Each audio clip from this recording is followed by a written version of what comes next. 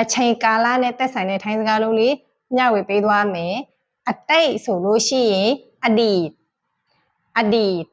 လွန်ခဲ့သောဆိုလို့ရှိရင်ที่แล้วဥပမာလွန်ခဲ့သော9နှစ်ဆိုရင်5ปีที่แล้ว5ปีที่แล้วနောက်တစ်ခုပြောလို့ရသေးတာကที่ผ่านมาလွန်ခဲ့သော3နှစ်ကပြောချင်ရင်လည်း3ปีที่ผ่านมา3ปีที่ผ่านมาအရင်တုန်းကပြောချင်ရင်เมื่อก่อนခုနတုန်းကเมื่อกี้ဒီမတိုင်ခင်ก่อนหน้านี้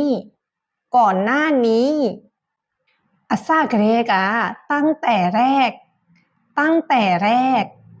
ဒီလိုထိုင်းစကားလုံးလေးတွေကိုစိတ်ဝင်စားတယ်ဆိုရင် comment မှာရေးခဲ့ပေးပါဒီထက်မကသိချင်တဲ့ထိုင်းစကားလုံးလေးများရှိရင်လည်း comment မှာရေးထားခဲ့ပေးနိုင်ပါတယ်နောက်ထပ်ဗီဒီယိုမှာဆုံကြမယ်